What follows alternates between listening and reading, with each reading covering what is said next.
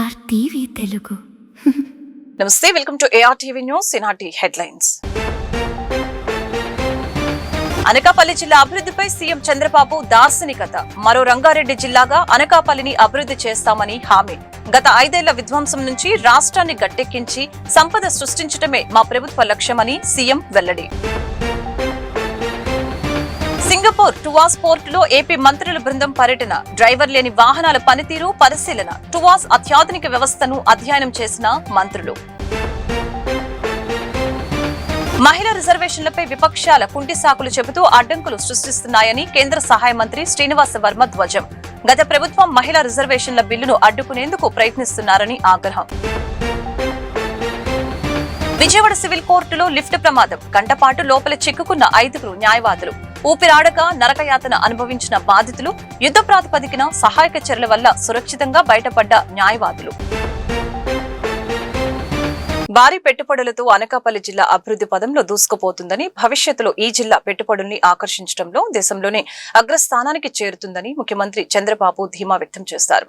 గతంలో వెనుకబడిన రంగారెడ్డి జిల్లా ఎలాగైతే సంపన్న ప్రాంతంగా మారిందో, విశాఖకు సమీపంలో ఉన్న అనకాపల్లిని కూడా మరో రంగారెడ్డి జిల్లాగా తీర్చిదిద్దుతామని ఆయన హామీ ఇచ్చారు. గురువారం అనకాపల్లి జిల్లా రాంబిల్లిలో 5,400 కోట్ల పెట్టుబడితో రెన్యూ సోలార్ సంస్థ ఏర్పాటు చేస్తున్న 6.5 గిగావాట్ల ఇన్గాట్ వేఫర్ తయారీ ప్లాంట్ కు ఆయన శంకుస్థాపన చేశారు. ఈ సందర్భంగా ఏర్పాటు చేసిన సభలో ప్రసంగిస్తూ రాష్ట్ర అభివృద్ధిపై తన ప్రభుత్వ దార్శనికతను ఆవిష్కరించారు. పెట్టుబడులతో పునర్నిర్మాణం. గత 5 ఏళ్ల పాలనలో విధ్వంసానికి గురైన ఆంధ్రప్రదేశ్ ను పునర్నిర్మించాలన్న ఏకైక లక్ష్యంతోనే కూటమి ప్రభుత్వం సుపరిపాలన అందిస్తుందని చంద్రబాబు స్పష్టం చేశారు. ఇటీవల Arcelor Mittal Nippon steel plant కు శంకుస్థాపన జరిగిందని గుర్తు చేస్తూ ఇప్పుడు రెన్యూ ఎనర్జీ సంస్థ భారీ పెట్టుబడులతో ముందుకు రావటం శుభపరిణామమని ఈ సందర్భంగా తెలిపారు. అనంతపురం, కర్నూలు జిల్లాలో ఇప్పటికే సౌర పవన విద్యుత్ ఉత్పత్తి జరుగుతూ ఉండగా రాంబిల్లిలో సోలార్ ఫలకాల తయారీ పరిశ్రమ రావటం ద్వారా రాష్ట్రం విద్యుత్ రంగంలో స్వయం సమృద్ధ దిశగా అడుగులు వేస్తుందని తెలిపారు. ఫ్రస్ట్రేషన్ లో ఉంది. ఆ పార్టీ బ్యాచ్ నేరాలు ఘోరాలకు తెగబడుతున్నారు. అసెంబ్లీకి రారు, బయట వస్తే అరాచకాలు చేస్తారు. నిన్నే కడపలో చూశాను. నేను చెప్పకపోతే శుభ సందర్భంలో కూడా ఈ రాష్ట్రంలో జరిగే విషయాలపైన మీకు చైతన్యం ఉండాలి. అప్పుడే అప్రమత్తంగా ఉంటాం. చరిత్రలో కూడా మీరు చూడండి, ప్రతి సంవత్సరం చరిత్రలో జరిగినటువంటి విషయాలన్నీ నరకాసురుని వధ చేస్తే దీపావళి పండుగ చేసుకుంటాం. దానికి కారణం అలాంటి వ్యక్తుల్ని గుర్తుపెట్టుకుంటేనే మంచి జరుగుతుందనే ఉద్దేశంతో అప్రమత్తంగా ఉండాలని చేస్తాం. నిన్నే కడపలో దస్తగిరి అనే వ్యక్తిని చంపేశారు. చంపిన తర్వాత ఇన్వెస్టిగేషన్ చేసి ఎవరు తప్పు చేసే వాళ్ళపైన యాక్షన్ తీసుకుంటాం. కానీ వాళ్ళు చేసేది చూస్తే వివేక హత్య తరహాలో మోసం చేయాలనుకున్నారు. మీకు అందరికీ జ్ఞాపకం ఉంటుంది, నేనే ముఖ్యమంత్రి. వివేకానందుడి హత్య జరిగింది.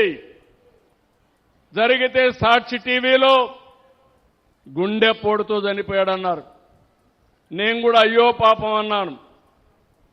ఆయన కూతురు ఇన్వెస్టిగేషన్ చేయండి, పోస్ట్ మార్టం చేయమని అడిగింది. మనం ఏ తప్పు చేయలేదు చేయమన్నాను. సాయంత్రానికి గుండెపోటు కాదు, ఇది గొడ్డలి వేటని డాక్టర్స్ చెప్పే పరిస్థితికి వచ్చారు. ఆ సాయంత్రం నేను తండ్రి లేడు, ఉన్న చిన్నాన్న కూడా చంపేశారని రివర్స్ మాట్లాడాడు. మరుసటి రోజు నా చేతిలో కత్తి పెట్టి నారాసుర రక్త చరిత్రని సానుభూతి పొంది ఓట్లు సంపాదించాడు. ఇప్పుడు అదే తరహాలో ఇది కూడా చేయాలంటే అలర్ట్గా ఉన్నాం. నేను ఎప్పుడు కూడా మోసగాళ్ల పైన కన్నేశాను. నేను ఎప్పుడు మోసగాళ్ల పైన కన్నేసి ఈ రాష్ట్రంలో ప్రజల రక్షణకు భరోసా ఉండదని మరొక్కసారి మీ అందరికీ హామీ ఇస్తున్నా. ఏపీ మంత్రుల బృందం సింగపూర్ పర్యటన 3వ రోజుకు చేరుకుంది. సింగపూర్లోని ప్రఖ్యాత టూవాస్ పోర్టును ఈ రోజు మంత్రుల బృందం సందర్శించింది. ఈ సందర్భంగా పోర్టులోని అత్యాధునిక సాంకేతిక విధానాలను మంత్రులు పరిశీలించారు. కంటైనర్లను తరలించడానికి అక్కడ ఉపయోగిస్తున్న డ్రైవర్ లేని ఎలక్ట్రిక్ వాహనాలను చూసి మంత్రులు ఆశ్చర్యం వ్యక్తం చేశారు. భారీ క్రేన్లను ఆపరేటర్లు నేరుగా క్రేన్ పైకి వెళ్లకుండానే కింద కూర్చొని రిమోట్ ద్వారా నియంత్రించే విధానాన్ని ప్రత్యేకంగా గమనించారు. షిప్పింగ్, లాజిస్టిక్స్ రంగాల్లో ఏఐ సాంకేతికతను జోడించి కార్యకలాపాలను ఏ విధంగా వేగవంతం చేస్తున్నారో మంత్రులు అడిగి తెలుసుకున్నారు. ఈ పర్యటనలో మంత్రులు నారాయణ, అచ్చెన్నాయుడు, అనిత, బీసీ జనార్దన్ రెడ్డి, సత్యకుమార్ యాదవ్, అనగాని సత్యప్రసాద్ పాల్గొని అక్కడ ఉన్న స్మార్ట్ వ్యవస్థను అధ్యయనం చేశారు. మహిళా రిజర్వేషన్లపై విపక్షాల కుంటి సాకులు చెబుతూ అడ్డంకులు సృష్టిస్తున్నాయని కేంద్ర సహాయ మంత్రి శ్రీనివాస వర్మ ధ్వజమెత్తారు. గత 3 దశాబ్దాలుగా మహిళా రిజర్వేషన్లను కేవలం ఒక రాజకీయ నినాదంగానే వాడుకున్న 2014 పూర్వపు ప్రభుత్వాలు ఇప్పుడు కూడా బిల్లును అడ్డుకునేందుకు ప్రయత్నిస్తున్నాయని ఆయన మండిపడ్డారు. బీజేపీ ఆధ్వర్యంలో గురువారం జీఆర్టీ గ్రాండ్ లో మీడియా సమావేశం నిర్వహించడం జరిగింది. ఈ సమావేశంలో కేంద్ర సహాయ మంత్రి శ్రీనివాస్ వర్మ, ఎన్టీఆర్ జిల్లా టీడీపీ అధ్యక్షురాలు గద్దె అనురాధ, జనసేన రాష్ట్ర జాయింట్ సెక్రటరీ పోతురెడ్డి అనిత తదితరులు పాల్గొని మాట్లాడారు. పార్లమెంట్ లో బిల్లు వీగిపోయేలా కాంగ్రెస్ మరియు దాని మిత్రపక్షాలు కుట్రలు పన్నుతున్నాయని చెప్పారు. దక్షిణాదికి అన్యాయం చేసేలా విపక్షాలు వ్యవహరిస్తున్నాయని తెలియజేశారు. కాంగ్రెస్, డీఎంకే, టీఎంసీ, సమాజ్వాదీ వంటి పార్టీలు మహిళల రాజకీయ చైతన్యాన్ని ఇష్టపడటం లేదని అన్నారు. ఎన్టీఆర్ జిల్లా టీడీపీ అధ్యక్షురాలు గద్దె అనురాధ మాట్లాడుతూ ప్రతిపక్షాలు పితృస్వామ్య భావజాలం వీడాలని అన్నారు. జనసేన రాష్ట్ర జాయింట్ సెక్రటరీ పోతురెడ్డి అనిత మాట్లాడుతూ మహిళల ఓట్లతో గెలిచి చట్టసభలో కూర్చున్న నాయకులు మహిళలు ఎదుగుతుంటే ఎందుకు అడ్డుకుంటున్నారని ప్రశ్నించారు. భారత ప్రధానమంత్రిగా 2014లో నరేంద్ర మోడీ గారు బాధ్యతలు స్వీకరించాక పెద్ద ఎత్తున ప్రతిష్టాత్మకంగా తీసుకున్నటువంటి కార్యక్రమం నారీ శక్తి వందనం అధినియం. ఈ కార్యక్రమంలో భాగంగా పెద్ద ఎత్తున మహిళలకు చట్టసభల్లో ప్రాతినిధ్యం కల్పించాలనేటువంటి ఒక ఆలోచన. దాదాపు అంత క్రితం 3 దశాబ్దాలుగా మహిళా రిజర్వేషన్ ఉండాలి అంటూనే అది అమలులోకి రాకుండా రకరకాల సాకులు, కారణాలు చూపుతూ వాయిదా వస్తూ వచ్చినటువంటి ప్రభుత్వాలు 2014 ముందు అది ఒక ఎన్నికల నినాదంగానే మిగిలిపోయింది.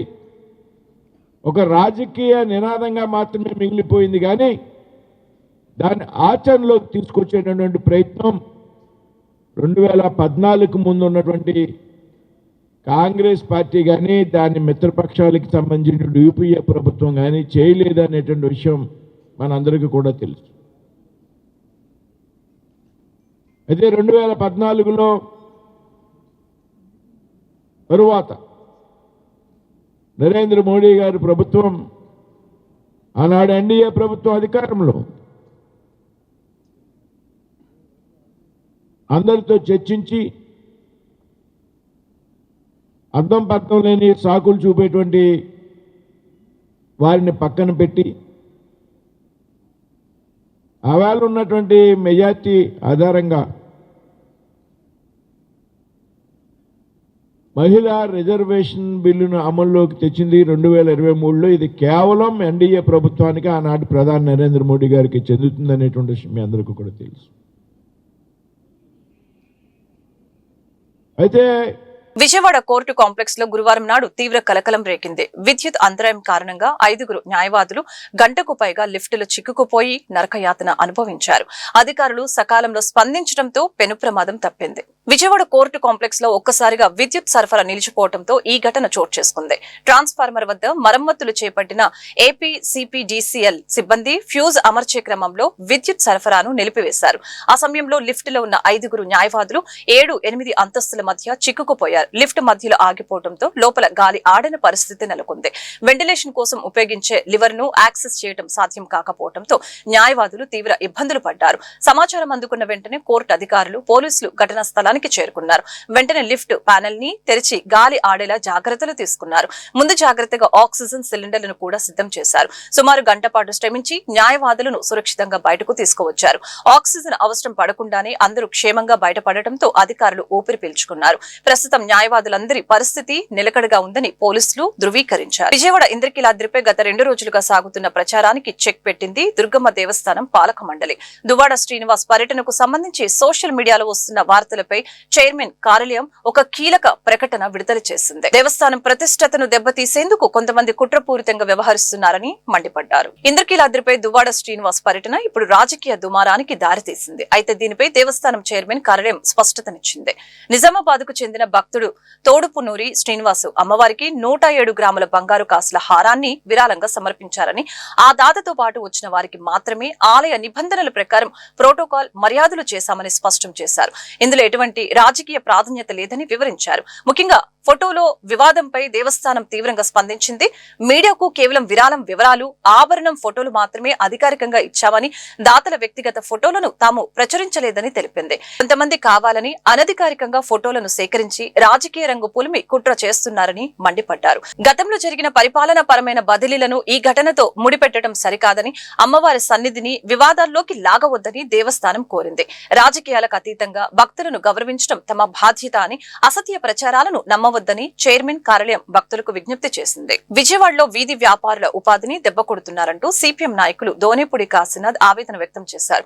గుర్తింపు కార్డులు ఇవ్వకుండా వేధిస్తున్నారంటూ అధికారులపై మండిపడ్డారు. గుర్తింపు కార్డులు ఇవ్వకుండా వీధి వ్యాపారస్తుల్ని పంపించి వేయాలని ప్రభుత్వం చూస్తుందని అన్నారు. ప్రభుత్వ నిరంకుశ విధానాలకు వ్యతిరేకంగా మే 5న చెలో కార్పొరేషన్ కార్యక్రమాన్ని చేపట్టనున్నట్లు వెల్లడించారు. వారం సిపిఎం రాష్ట్ర కార్యాలయం శ్రీ భవన్ లో దోనేపూడి కాశీనాథ్ ఆధ్వర్యంలో మీడియా సమావేశం నిర్వహించడం జరిగింది. ఈ సమావేశంలో ఆయన మీడియాతో మాట్లాడారు. గుర్తింపు కార్డులు ఇవ్వకపోగా అక్రమంగా ఖాళీ చేస్తున్నారంటూ వ్యాపారులు ఆందోళన వ్యక్తం చేస్తున్నారని అన్నారు. విజయవాడ నగరంలో సుమారు 15,000 కుటుంబాలు తోపుడు బండ్లు, బుట్టలు మరియు వివిధ రకాల చిన్న వ్యాపారాల ద్వారా జీవనోపాధి పొందుతున్నారని, గత కొంతకాలంగా అధికారులు వేధిస్తున్నారని అన్నారు. అలాగనే కార్డులు లేవనే సాకుతో వ్యాపారుల్ని తొలగించాలని నోటీసులు జారీ చేస్తున్నారని తెలిపారు. హక్కుల సాధన కోసం పోరాటానికి సిద్ధమయ్యామని అన్నారు. మే 5న చెలో కార్పొరేషన్ కార్యక్రమాన్ని తలపెట్టామని, జయప్రదం చేయాలని కోరారు. దశాబ్దాలుగా వ్యాపారం చేసుకున్నటువంటి వాడికి పాత గుర్తింపు కార్డు ఉంది, అప్పుడు ఇచ్చినటువంటి గుర్తింపు కార్డు ఉంది, తర్వాత వచ్చిన గుర్తింపు కార్డు ఉంది, తర్వాత నువ్వు కట్టినటువంటి రసీదు ఉంది. ఇందున్నా కూడా మీరు ఎవడో లేదని చెప్పనేటువంటిది ఇవ్వకపోవడం మీది తప్పు తప్ప మాది కాదు. అందుకని మా గుర్తింపు కార్డు ఇవ్వండి అని చెప్పనేటువంటి పేరుతో, అలాగే ముద్రాల ఊళ్ళు అని చెప్పారని మోడీ గారు చెప్పేవాడు అంతకుముందు. మరి ఇప్పుడు ముద్రాల ఊళ్ళు ఏమేమియో తెలియడం ఈ 2వ దశలో ఈయన వచ్చిన సందర్భంలో వడ్డీ లేనటువంటి రుణాలని మేము స్వయం ఉపాధి కోసం సెల్ఫ్ ఎంప్లాయ్మెంట్ స్కీమ్ కింద బతుకుతూ ఉన్నటువంటి వాళ్ళం, నిరుద్యోగులుగా ఉన్నవాళ్ళం, మా బిడ్డలు కూడా దీని మీద ఆధారపడి చదువు ఉన్నా లేకపోయినా దీని మీదే మా కుటుంబాలు ఆధారపడి బ్రతుకుతూ ఉన్నాయి. కాబట్టి వడ్డీ లేని రుణం ఇవ్వండి అని చెప్పనేటువంటిది ఓ డిమాండ్గా ఈ రోజు ముందుకు తీసుకొస్తా ఉన్నారు. అధికారుల వేధింపులు, పోలీసులు పెట్టి కేసు పెడుతున్నారు. నెల వాళ్ళ కేసులు కావాల్సి వచ్చినప్పుడల్లా ఆ కట్టినటువంటి రిసీట్స్ కూడా ఉన్నాయి వీళ్ళ దగ్గర. కాబట్టి ఇలాంటి వేధింపులు టూట్ అని చెప్పనేటువంటి పద్ధతుల్లో కాకుండా సుప్రీంకోర్టు ఇచ్చినటువంటి గైడ్లైన్స్ ప్రకారం, సుప్రీంకోర్టు ఇచ్చినటువంటి జడ్జిమెంట్ ప్రకారం విక్రయదారుడు అనేవాడు, వీధి విక్రయదారుడు అనేవాడు, హాకర్ అనేవాడికి సంక్షేమ చట్టం కావాలి అని చెప్పనేటువంటిది అడిగినటువంటి సందర్భంగా ఆనాడు సిఐటియు కేంద్ర కమిటీ ప్రయత్నం చేసినటువంటి ఫలితంగా వచ్చినటువంటి సుప్రీంకోర్టు జడ్జిమెంట్ ఏదైతే ఉందో ఆ జడ్జిమెంటు జనావాసాల మధ్య, ప్రజలు తిరిగేటువంటి మధ్య, వినియోగదారులు తిరిగేటువంటి ప్లేస్ లో వీళ్ళకి ప్లేస్ ఇవ్వాలి తప్ప 35 సంవత్సరాలుగా చిరు వ్యాపారాలు చేసుకుంటూ వాళ్ళ కుటుంబాలని పోషించుకోవడం జరుగుతుంది. కడుపు నింపు కోసం చేసుకున్న చిరు వ్యాపారస్తులపై గతంలో ప్రభుత్వం, ఈరోజు అధికారంలో తెలుగుదేశం కూటమి ప్రభుత్వం చిరు వ్యాపారస్తుల్ని దెబ్బకొట్టి వాళ్ళని లేకుండా చేయాలని చెప్పిన కుట్రలో భాగంగా ఈరోజు ప్రభుత్వాలు ప్రయత్నం చేస్తున్నాయి. ఏం పాపం చేశారు వీళ్ళు? ప్రభుత్వాలు ఎటువంటి రాయితీలు కల్పించట్లా. వీళ్ళే ప్రైవేటు వ్యక్తుల దగ్గర అప్పులు తెచ్చుకొని వడ్డీలు తీసుకొని వ్యాపారాలు చేసుకుంటూ వాళ్ళ కుటుంబాలను పోషించుకుంటున్న నేపథ్యంలో గతంలో కొన్ని సంవత్సరాల పాటు ఆఖరులందరికీ గుర్తింపు కార్డులు ఇవ్వాలని చెప్పని సిఐటియు చిరు వ్యాపారస్తుల తరపున అనేక పద్ధతుల్లో సచివాలయాల్లో దరఖాస్తులు పెట్టారు. గతంలో ఉన్న కార్డులు రెవెన్యూలు చేయమని చెప్పేసి పదే పదే రిప్రజెంటేషన్లు చేశారు. కానీ రెవెన్యూలు చేయలా. డబ్బులు కట్టిన వాళ్ళకి 200 రూపాయలు కట్టిన వాళ్ళకి ఇంతవరకు గుర్తింపు కార్డులు ఇవ్వట్లా. కానీ ఈరోజు మున్సిపల్ అధికారులు మీకు గుర్తింపు కార్డులు లేవు, మిమ్మల్ని ఎక్కడి నుంచి తీసేస్తామని చెప్పేసి విజయవాడ సెంట్రల్ నియోజకవర్గంలో ప్రజా దర్బార్ భరోసా ఇస్తోంది. సామాన్యుల సమస్యలకి తక్షణ పరిష్కారం చూపుతూ అండగా నిలుస్తోంది. గత వారం తన ఉపాధి కోసం సాయం కోరిన ఓ నిరుపేద మహిళ విన్నపానికి ఎమ్మెల్యే బోండా ఉమామేశ్వరరావు సానుకూలంగా స్పందించారు. వారం తిరగక ముందే ఆ మహిళకు స్వయం ఉపాధి కల్పిస్తూ అండగా నిలిచారు యువనేత బోండా సిద్ధార్థ. సింగనగర్ ప్రాంతానికి చెందిన నాగలక్ష్మి అనే గృహిణి అద్దె బండిపై రోజుకు 30 రూపాయలు చెల్లిస్తూ టిఫిన్ వ్యాపారం చేస్తూ కుటుంబాన్ని పోషించుకుంటుంది. సొంత బండి లేక ఆమె పడుతున్న ఇబ్బందుల్ని గత వారం జరిగిన ప్రజా దర్బార్లో ప్రభుత్వ విప్ బోండా ఉమామేశ్వరరావు దృష్టికి తీసుకువెళ్లింది. వినతి అందిన వెంటనే స్పందించిన ఎమ్మెల్యే ఆ గృహిణికి శాశ్వత ఉపాధి కల్పించాలని ఆదేశించారు. ఈ మేరకు P4 పథకం ద్వారా మార్గదర్శిగా వ్యవహరిస్తూ తెలుగుదేశం పార్టీ యువ నాయకులు బోండా సిద్ధార్థ ముందుకు వచ్చారు. సుమారు 30,000 రూపాయల విలువ అయిన ఆధునిక సౌకర్యాలతో కూడిన టిఫిన్ బండిని నాగలక్ష్మికి స్వయంగా అందచేయడం జరిగింది. భవిష్యత్తులో కూడా ఇలాంటి సేవా కార్యక్రమాలు కొనసాగిస్తామని స్పష్టం చేశారు. తమ కష్టాన్ని గుర్తించి ఇంత త్వరగా స్పందించిన ఎమ్మెల్యే బోండా ఉమామేశ్వరరావుకి బోండా సిద్ధార్థకి లబ్ధిదారురాలు నాగలక్ష్మి హృదయపూర్వక కృతజ్ఞతలు తెలిపారు. ఈ కార్యక్రమంలో పార్టీ ముఖ్య నాయకులు, కార్యకర్తలు పెద్ద సంఖ్యలో పాల్గొన్నారు. ఈ యొక్క అప్లికేషన్ పెట్టుకుని ఉన్నారు కాబట్టి బండి అనేది మీకు వచ్చింది. కష్టం మీదనండి బతికేది. మేము పిల్లల్ని చదివించుకున్న కొద్దిగా 15 సంవత్సరాల నుంచి ఇది. ఎంత ఉంది మార్కెట్లో ఈ బండి మనం మీరు కొనుక్కోవాలంటే? మేము రెంట్ కడతాం. మామూలుగా రోజుకి 30 రూపాయలు చొప్పున రెంట్ కడతాం. రోజు 30 రూపాయలు రెంట్ కడతారు. అలాంటిది ఈసారి బండిది వచ్చేసింది మీకు. దాదాపు 30,000 రూపాయలు ఉంది బండిది బయట. అలాంటిది మీకు అప్లికేషన్ పెట్టుకున్న వెంటనే వచ్చింది. ఓకేనా? జాగ్రత్త చేసుకోండి. టిఫిన్ అంతా దగ్గర 5-6 ఏళ్ళు అవుతుంది. అవునా? 8 నెలలు 9 నెలలు బళ్ళు రాలా. 8 సంవత్సరాల నుంచి అక్కడే. ప్రకాశం జిల్లా, తిరుపతి జిల్లాలో దొంగ స్వాములు ఆక్రమించిన ప్రభుత్వ భూముల్ని తక్షణమే స్వాధీనం చేసుకోవాలని హేతువాద సంఘం అధ్యక్షులు నారిని వెంకట సుబ్బయ్య డిమాండ్ చేశారు. కూటమి ప్రభుత్వం తక్షణమే స్పందించి దొంగ స్వాముల భూదందాలపై చర్యలు తీసుకోవాలని కోరారు. గాంధీనగర్ ప్రెస్ క్లబ్ లో హేతువాద సంఘం ఆధ్వర్యంలో మీడియా సమావేశం నిర్వహించడం జరిగింది. ఈ కార్యక్రమంలో భారత హేతువాద సంఘ అధ్యక్షులు నారిని వెంకట సుబ్బయ్య మాట్లాడుతూ భూములు ఆక్రమిస్తే జైలే గతి అని ముఖ్యమంత్రి చంద్రబాబు చేసిన ప్రకటన కేవలం ప్రకటనలకే పరిమితం అవుతున్నాయని అన్నారు. ఆచరణలో ఆక్రమణదారులకి అధికారులు సాష్టాంగ పడుతున్నారని అన్నారు. ప్రకాశం జిల్లా అధికారులు, తిరుపతి జిల్లా అధికారులు దొంగ స్వాముల ప్రలోభాలకి లోని చూసి చూడనట్లుగా వ్యవహరిస్తున్నారని తెలిపారు. ముఖ్యమంత్రి చంద్రబాబు నాయుడు తక్షణమే దొంగ స్వాముల అక్రమ భూముల దందాలపై చర్యలు తీసుకోవాలని ఈ సందర్భంగా డిమాండ్ చేశారు. నా పేరు జీవి రంగారెడ్డి. నేను సీనియర్ జర్నలిస్ట్ని. ఇక్కడ వెంకట సుబ్బయ్య గారు చెప్పిన లెక్క ప్రకారం చూసిన ఆధారాలతో సహా ప్రభుత్వానికి వివరాలన్నీ తెలియజేస్తే కొన్ని సందర్భాల్లో ఉన్నతాధికారులు స్పష్టంగా తేల్చినా కూడా ప్రభుత్వం పట్టించుకోవట్లేదు అని అంటే ఏమనుకోవాలి దీన్ని? మా ప్రధానమైన డిమాండు ప్రభుత్వ ఆస్తులు, ప్రభుత్వ స్థలాలు దొంగల చేతికి చిక్కకూడదు. ఇంకా అర్హులైనటువంటి పేదలు, నిరుపేదలు నివేశన స్థలాల కోసం వేలాది మంది ఎదురు చూస్తున్నారు. అవకాశం ఉన్నటువంటి చోట ఆ భూముల్ని వాళ్ళకి ఇవ్వాలి. కానీ దొంగలు కాజేస్తుంటే మీ దృష్టికి వచ్చిన తర్వాత కూడా వాటిని ఏమి ఖాళీ చేయించుకోవడం ఏమనుకోవాలి? మీకు ఆ స్వామి మీద కనుక నమ్మకం కనుకుంటే వ్యక్తిగతంగా ఉంచుకోండి. రాజ్యాంగం ఏం చెబుతుంది? మన మత విశ్వాసాలు వ్యక్తిగతమని. మీకు ఆ కలికి భగవాన్ మీద కనుక నిజమైన అసలైన దేవుడు అనుకుంటే మీరు కొలుసుకోండి, ఎవరికి అభ్యంతరం. కానీ ఆయన ఆక్రమించినటువంటి భూమి ప్రభుత్వాందా కాదా? ప్రభుత్వాన్ని అయినప్పుడు ప్రభుత్వం స్వాధీనం చేసుకోవాలి.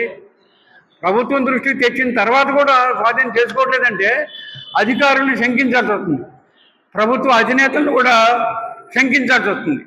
అందుకని మన ఏదో ఒక రేటు కమ్మాలని ప్రపోజల్ పెడతాడు కలెక్టర్.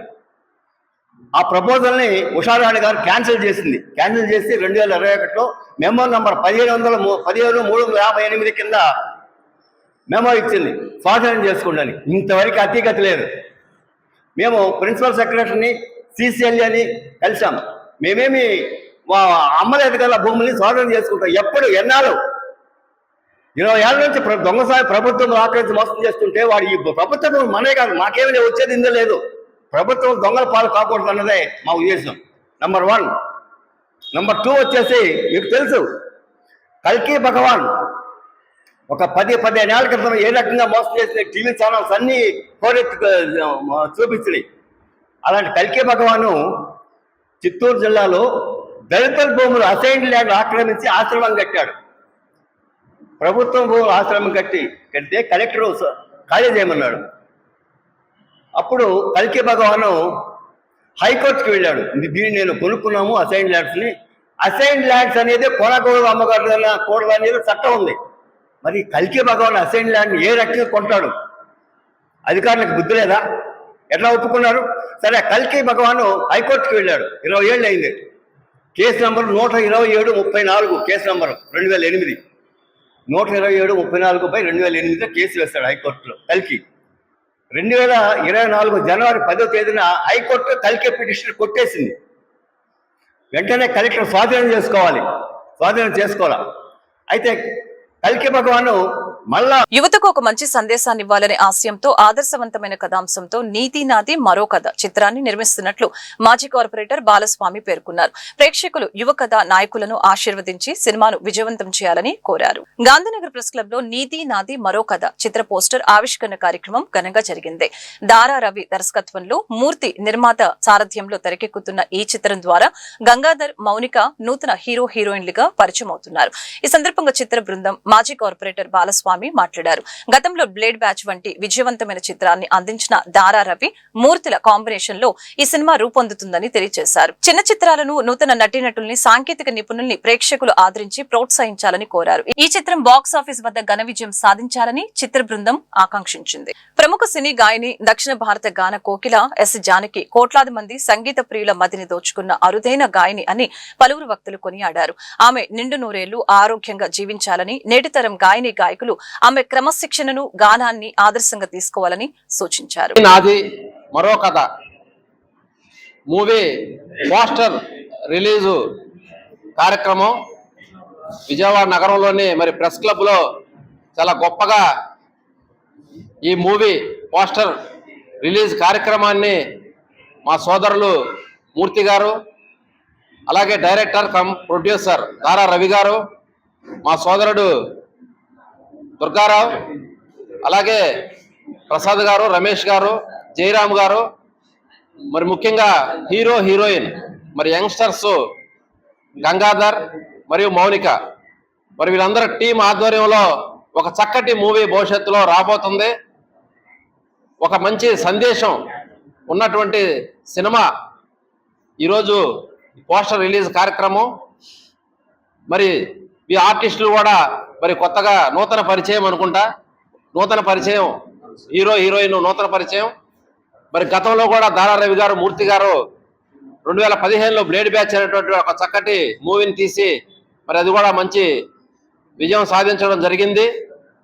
మరి అలాగా నైపుణ్యత కలిగినటువంటి రవి గారు, మూర్తి గారు వాళ్ళిద్దరు కాంబినేషన్లో మంచి హీరోయిన్ని సెలెక్ట్ చేసి మరి యువతకు ఒక మంచి సందేశాన్ని ఇవ్వాలి, యువతకి ఆదర్శవంతంగా నిలిచే సినిమాలు తీయాలనేటువంటి ఒక మంచి ఉద్దేశంతో ఈ నీది నాది మరో కథ అనేటువంటి చిత్రాన్ని మరి మంచి టైటిల్ని నామకరణం చేసి ఈరోజు ప్రజలకి మరి ఒక కామెడీ కానీ అలాగే అన్ని ఉండే విధంగా కొత్త ఫిలిం అండి. ఇది చాలా న్యూగా నేను బిగ్ స్క్రీన్ మీద రాబోతున్నాను. ఈ ప్రీవియస్గా చిన్న చేశాను, కానీ ఇంత పెద్ద అవకాశం ఇచ్చినందుకు దారా రవి గారికి చాలా థ్యాంక్స్ సార్. ఈ మూవీ చాలా హిట్ అవుతుంది. మా 100% మేము పెడుతున్నాము. సార్ కూడా చాలా మీ ముందుకి మంచి సినిమా తీసుకురావాలని చాలా కృషి చేస్తున్నారు. మీరు కూడా మా అందరికి సపోర్ట్ చేసి సినిమా హిట్ చేయాల్సి ఉందిగా కోరుతున్నాము. మమ్మల్ని కూడా ఎప్పటికీ సపోర్ట్ చేస్తూ ఉండాలని, ప్రీవియస్గా ఎలాంటి సినిమాలు వచ్చినా ఇలానే సార్ మీరు కూడా కొంచెం సపోర్ట్ చేస్తూ ఉండాలని. అందరికీ నమస్కారం. ఇది మా ఫస్ట్ మూవీ అండి. ఇది నాకు వచ్చిన ఫస్ట్ ఛాన్స్ బిగ్ స్క్రీన్లో. ఈ ఛాన్స్ ఇచ్చిన దారా రవి గారికి చాలా థ్యాంక్ యూ సార్. అండ్ ఇక్కడికి వచ్చిన కార్పొరేట్ సార్కి కూడా చాలా థ్యాంక్ యూ. ఈ మూవీ అనేది మేము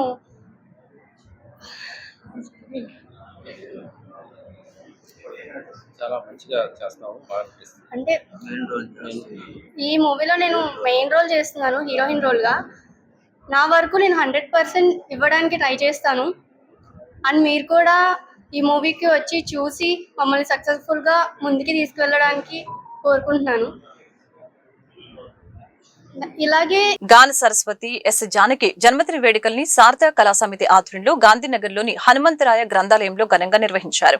ఈ కార్యక్రమానికి ప్రముఖ విద్యావేత్త ఎంసీ దాస్, ప్రముఖ రచయిత గుమ్మ సాంబశివరావు ముఖ్య అతిథులుగా విచ్చేసి శారదా కళా సమితి అధ్యక్షులు డోగిపర్తి శంకర్రావుతో కలిసి కేక్ కట్ చేశారు. ఈ సందర్భంగా ఎంసీ దాస్ మాట్లాడుతూ దేశం గర్వించదగ్గ గొప్ప గాయని ఎస్ జానకి అని సుమారు 50,000కు పైగా పాటలను ఎంతో శ్రావ్యంగా ఆలపించి భారతీయుల హృదయాల్లో చెరగని ముద్ర వేశారని ఈ సందర్భంగా ప్రశంసించారు.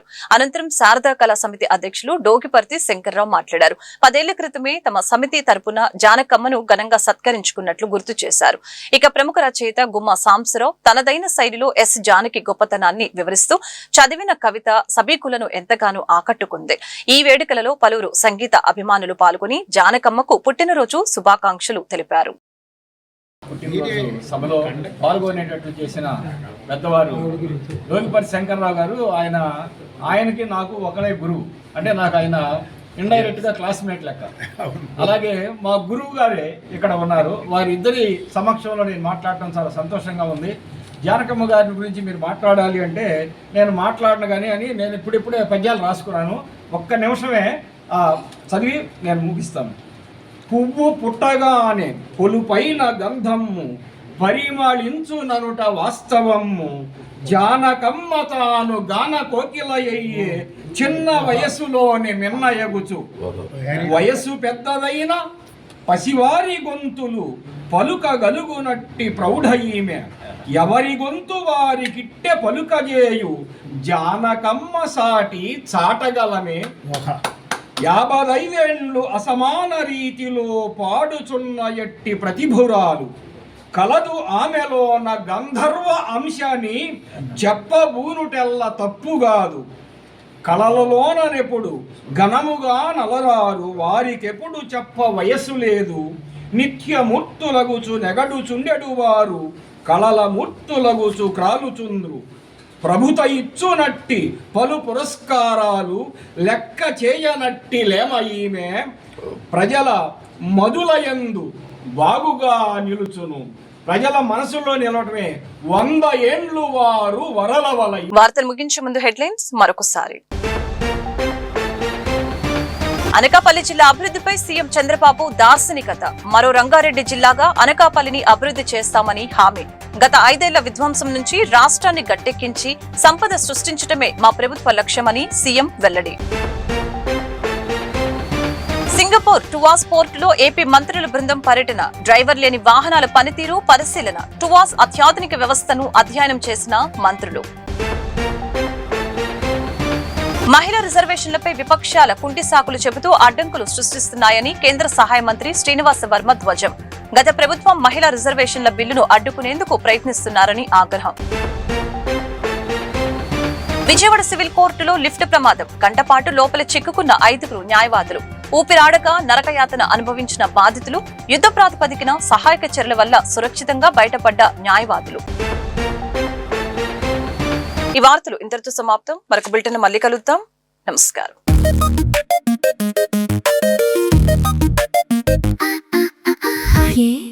ARTV తెలుగు.